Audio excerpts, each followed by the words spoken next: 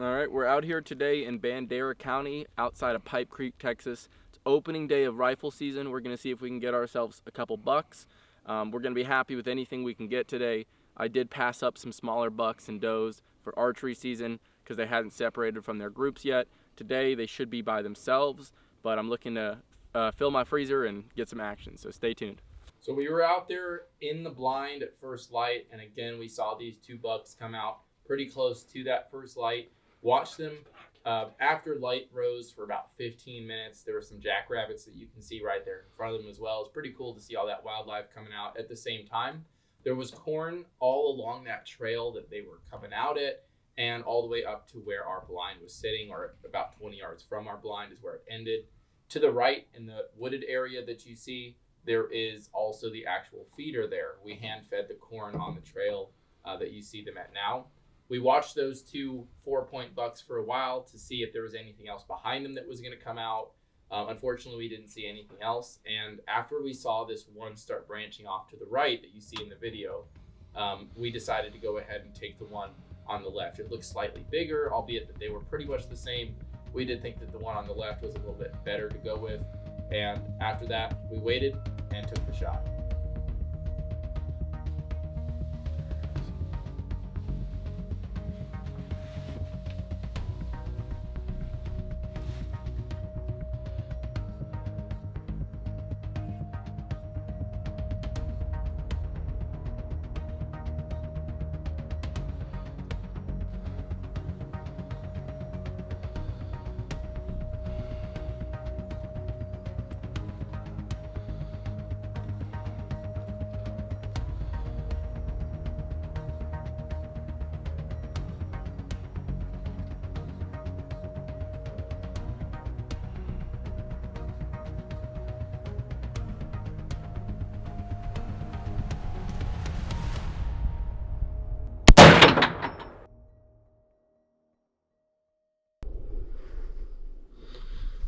See, he's running up.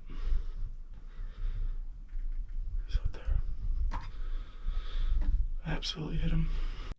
All right, so we saw that the shot absolutely hit him. You can see that he kind of dropped down there, got back up, circled around, and ran back out the way that he came. We were using a 450 Bushmaster, and they weren't subsonic loads or anything like that. So they definitely had some good power behind them. And this wasn't a very big white-tailed deer. It's just a 4-point, probably 2.5-year-old buck.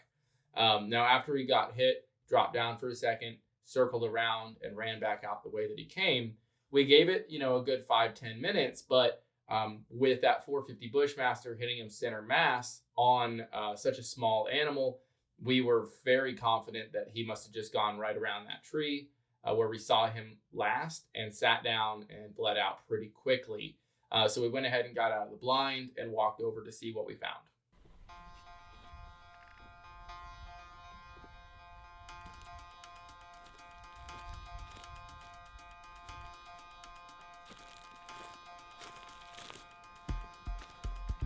Let's go find this guy.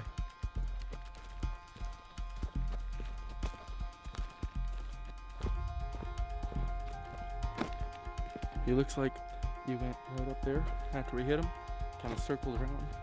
Now he went just up the hill.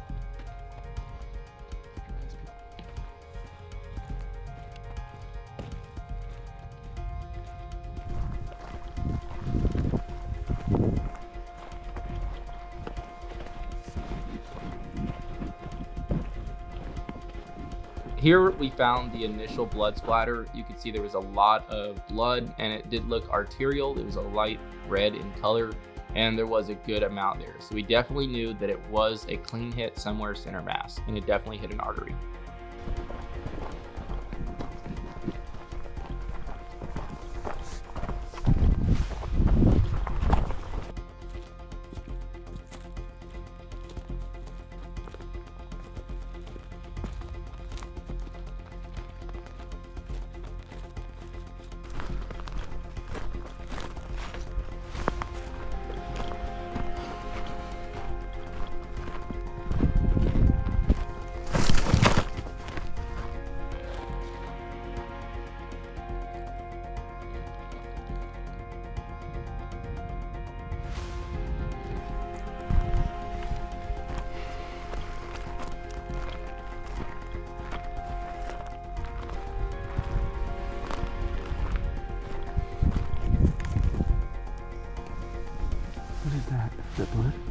Yeah, that's blood. Could be shit, no? Bloody shit. Look.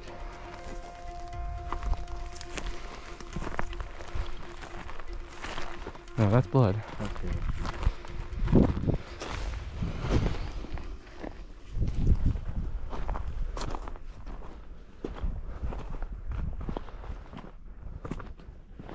Yeah, he's Right here is just better, huh?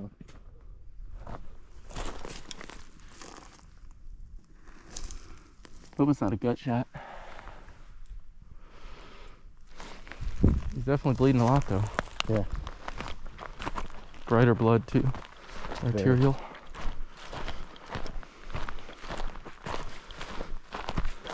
Yeah. You're right. Let's be quiet. Let's give him a minute. Put the bed down. So we can bleed off.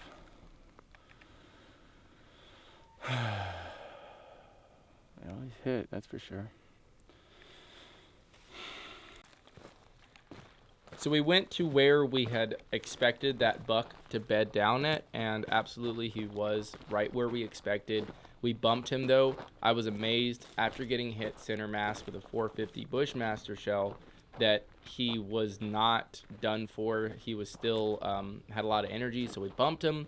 You can see that he ran out of that little thicket and into another one. So then we waited another 5 to 10 minutes before we started picking up that blood trail again, looking for any sign. Luckily, we were able to find some blood trail here and there, but I was also following the general direction of where we last saw him, following the landscape of where I expected him to go, and any natural game trails, since those are the most likely routes that a wounded deer would be following.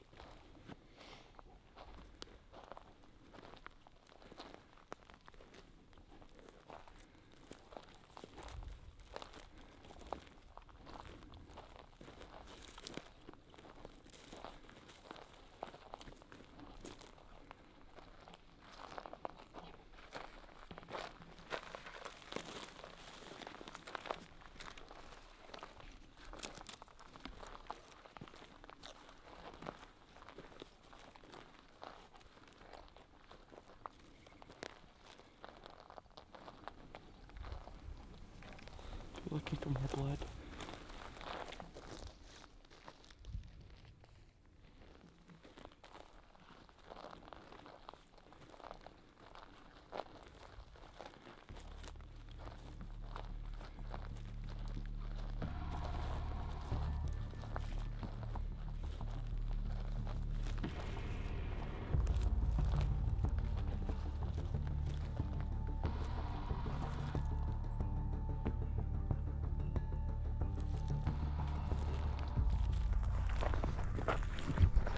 Look for blood.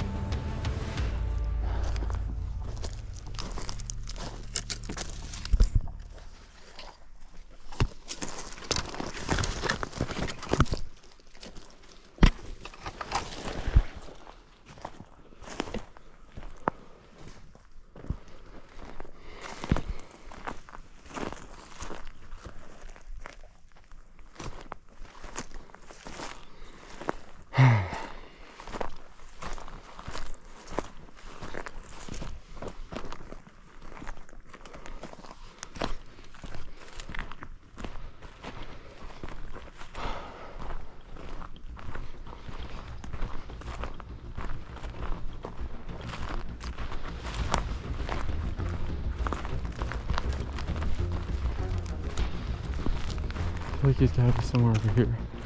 But if we don't find him, we'll go back and start from the blood trail.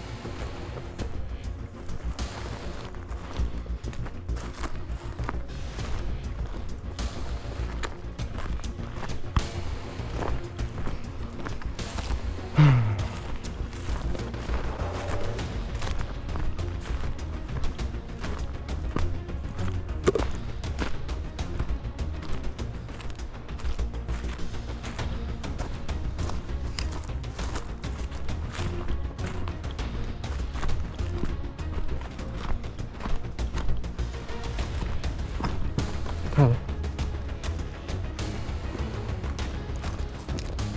Is that where your foot is?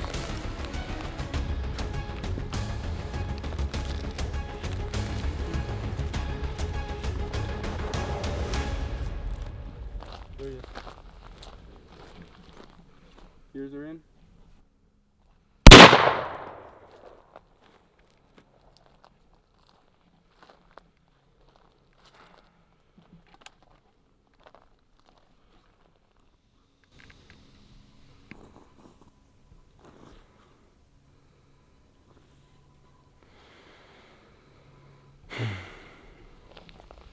Thank you, dear.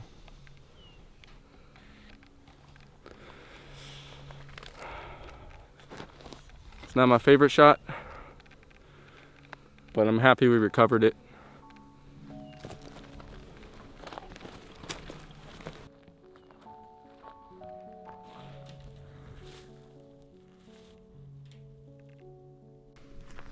He still has some kick to him, dude. That's a strong buck, man. I know, dude. I'm not gonna shoot you again, though. It's not gonna do anything. Does look like you may have hit him in the chest or lungs, huh?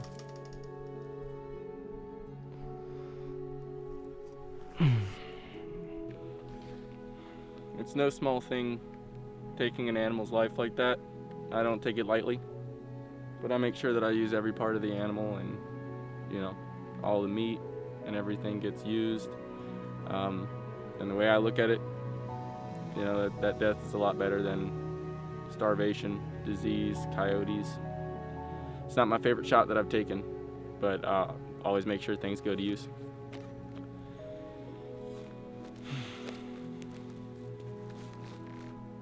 So after we did take a look at him, the first shot did hit him center mass. The shell did go, or the bullet did go through his chest, and some of the fragmentation hit some of his guts. So that's why we were unsure of exactly where it hit him when we saw the blood trail and what appeared to be some gut shot signs. But it was a center mass shot, just an extremely tough animal, and it goes to show how strong these wild animals really are. We did, of course, run into him when he was along the fence line there. Did start bleeding out enough to where he wasn't running any farther. Went ahead and did the ethical thing, put a second round in him from maybe 15 yards away, again right where his heart and lungs were. And even after that, it took a little bit for him to finally completely calm down there. So, you know, I was amazed. The second buck that I was able to get later that evening on opening day still was this 9-pointer right here. So I have them both right here. Here we have this really cool 9. So he's, again, not the biggest buck in the world, but both these guys are good freezer fillers. This guy was interesting because he had almost a point here. It's not quite a full inch, so we're not going to count it, but 1, 2, 3. On this side, we had a 1, 2, 3, 4, 5, and 6. So he was a 6x3, which was pretty cool. Unfortunately, when I was getting this guy, it was right at the end of last light on that opening day, so the cameras didn't pick it up well enough for me to have quality footage. But you can see a picture of what he looked like and how happy I was when I made that shot. Now the 9-pointer, when I hit him, it was maybe about 20 yards. It was last light of the day. I had seen what I thought was a 6-pointer because I only saw this rack, and we were in a blind maybe about 60 yards away from where we last saw him. We were on the side of a hill, and he was up the hill, disappeared over the horizon with about 10 minutes left to last legal hunting light. I said I had nothing to lose, went ahead and got out of the blind, walked over to where I last saw him, playing the wind, making sure that that was at my face the whole time. Sure enough, I did run right into him. I guess he wasn't able to see very well either because he popped his head up, was looking straight at me. I was able to make a quick shot, and that shot hit him right below the neck, center mass, in the brisket area, and he dropped where he stood. So that 450 shot hit exactly how I expected it would and dropped him here and there. This is that 4-pointer that you guys just saw the harvest of, and it's just amazing for such a smaller animal how much tougher he just was, or that the shot placement, even though it did hit him center mass, just wasn't quite as perfect as the shot placement on the second buck that day.